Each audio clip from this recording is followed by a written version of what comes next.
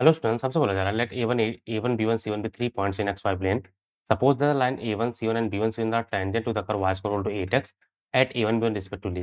वो तुम्हें दिया गया ओरिजिन है और C1 जो हमारा है वो x एक्सिस के ऊपर है।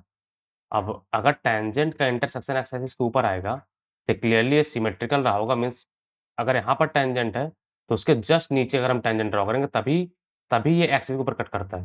ये सब प्रॉपर्टी है, इस पैराबोला का प्रॉपर्टी है। तो होप करें तुम्हें सब तुम्हें पता है ऐसे। अब वैसे भी अगर ये तुम ना करो तो कोई दिक्कत नहीं, तो भी हमारा आंसर आ जाएगा। इसका पैरामीटर मैं T1 मान लो तो हमारा बन जाएगा ए का वैल्यू हमारा y स्क्वायर 4x मीन्स ए का वैल्यू 2 है।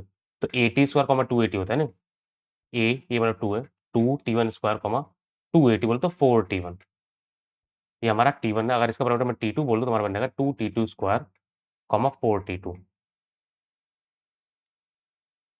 2T2 square 4T2। ध्यान रहे हमने वैसे रियलाइज़ कर लिया है। रियलाइज़ मतलब हमने ये पता कर लिया कि हमारे पास ये सिमेट्रिकल यानी T1 इक्वल टू -T2 होने वाला है। ये हमें ऑलरेडी पता है। ध्यान रहे T1 इक्वल टू -T2 होने वाला है। अगर तुम्हें नहीं पता है तो भी तुम कर सकते हो। ये जो हमारा जो इक्वेशन होता है, हमारा जो इंटरसेक्शन होता है, मीन्स मैं डायग्राम बनाता हूँ छोटा-सा, तुम शायद समझ पाओगे। अगर यहाँ पर T1 पे टेंजेंट है और यहाँ पे T2 पे टेंजेंट है, तो ये पॉइंट ऑफ इंटरसेक्शन होता है A T1 T2 A T1 + T2, ठीक है ना? तो A का वैल्यू 2 है यानी ये मतलब 2 T1 T2 अब लिख देता हूँ मैं 2 T1 T2 comma 2 times of T1 + T2। अब मैंने कैसे रियलाइज़ कर लिया? ये 0 है यार। ये 0 होते ही T1 इक्वल टू -T2 आ जाएगा। वही मैंने रियलाइज़ कर लिया। तो पुट कर दे भाई, तो ये 2 हो जाएगा 2T1 square equal to -4। T1 को -2 -2 T1 स्क्वायर इक्वल टू -4। तो यहाँ से हमें T1 का स्क्वायर मिल जाएगा, हमारा 2 है। तो T1 का वैल्यू मिल जाएगा, T1 हमारा है +-√2। तो +√2 लेंगे तो +√2 तो ऊपर आ जाएगा। T2 मतलब हमारा T1 मैंने फर्स्ट क्वाड्रेंट के अंदर लिया है, इसलिए हमें T1 को +√2 लेना पड़ेगा। तो हमें पॉइंट मिल जाएगा, वो बन जाएगा T1 स्क्वायर 2 यानी 4,4√2 ये पॉइंट है। T1 स्क्वायर बस 2 पुट कर दो तो हमारा हो जाएगा 2 का मतलब T1 स्क्वायर 2 तो 4,4√2। तो नेक्स्ट हमारा पॉइंट आएगा 4, -4√2। तो हमें ए और ये A1 है, ये B1 है, ये C1 है। तो हमें OA1 जो भी पूछा गया हम निकाल लेंगे। अब OA1 क्या पूछा गया? OA1 मतलब ओरिजिन से A1 का डिस्टेंस है √16 मैं लिखता हूँ √16 प्लस √32। तो कितना हो जाएगा? √8 और 4 48 मतलब 16 3 48। ठीक है, बढ़िया, ये बात करेक्ट है। उसके बाद बोला गया A1 B1 का लेंथ तो हमारा 4 ऊपर है, 4 नहीं और सॉरी 4√2 ऊपर है, 4√2 नीचे, तो हमारा 8√2 होगा जो 16 दिया गया, तो हमारा बी पार्ट गलत है। कैच कर रहे हो ना? A1 B1 का लेंथ मतलब दिस प्लस दिस। तो ऊपर हमारा 4√2 नीचे हमारा 4√2 है, तो 8√2 हो तो गलत है। उसके बाद ऑर्थो सेंटर निकालना है, तो ऑर्थो सेंटर के लिए अब इसको ध्यान दो, ये हमारा आइसोसेलेस ट्रायंगल में सी साइड बराबर है।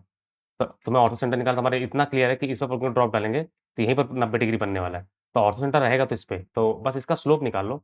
इस लाइन का स्लोप हमारा क्या होगा? इस लाइन का स्लोप ये हमारा बन जाएगा 0 + 4√2 -4 तो बन जाएगा 4√2 अपॉन -8 तो 2 यानी -1/√2 हमारा स्लोप है इसका, -1/√2। अभी थोड़ा गंदा हो गया, अब तुम शायद तेज से पढ़ो। -1/√2 और यहाँ से पास होना है, तो हमारा इक्वेशन ये हम इसका क्वेश्चन लिख लेते हैं क्योंकि 90 डिग्री बनाना है ना। हमें ऑर्थो सेंटर दोनों एल्टीट्यूड का इंटरसेक्शन होता है। तो एक तो हमारा y इक्वल टू 0 बस इसका इक्वेशन लिखना है, उसमें y को 0 कर देना, तो हमारा इक्वेशन बन जाएगा y - 4√2 is equal to √2 times of x - 4। Okay, √2 मैंने क्यों यूज़ किया? पहले इसको समझ लो। इसका स्लोप -1/√2 तो इसका स्लोप हमारा √2 होगा। परपेंडिकुलर है ना भाई? क्लियर क्या? तो यहाँ से पास होना है और ये पॉइंट हमें यूज़ करना है, ये स्लोप यूज़ करना है। तो ये हमारा बन जाएगा। इसमें y को बस 0 कर दो क्योंकि हमें दोनों एल्टीट्यूड का इंटरसेक्शन है। एक एल्टीट्यूड तो ये खुद है और एक एल्टीट्यूड हमने लिख दिया है। y को 0 करते हमारा बन जाएगा -4√2 इज़ इक्वल टू √2x - 4√2 तो -4√2 -4√2 कैंसल हो गया, x इक्वल टू 0 आ गया। तो एल्टीट्यूड हमारा होगा 0,0 ऑर्थो सेंटर 0,0 है। Orthocentre 0,0 C part correct है, तो ये गलत है। ठीक है ना? बहुत सिंपल सा क्वेश्चन है। बस तुम लॉजिक अगर कैच कर गए मीन्स कॉन्सेप्ट भी याद रखे कि पैराबोला में कैसे-कैसे होता है। मैंने तुम्हें सब कुछ बताया मीन्स मैंने स्टार्टिंग भी बताया है। तुम सीधा इसमें रियलाइज़ कर सकते हो, नहीं तो तुम मैथ से जाओ कि T1 मतलब T1 T2 पे अगर टेंजेंट ड्रॉ है तो हमारे पास A T1 T2 A T1 + T2 पे कट करता है। If you learn something new and like the expression please subscribe my channel for latest videos it means a lot. Dear मैंने पूरा प्लेलिस्ट सेक्शन बना रखा है, वहाँ पे टॉपिक वाइज़ ईयर वाइज़ सब कुछ है। जाओ, तुम्हें बहुत कुछ सीखने को मिलेगा और अगर तुम्हें अच्छा लगा तो अपने दोस्तों के साथ भी शेयर करो। Thank you for watching, take care.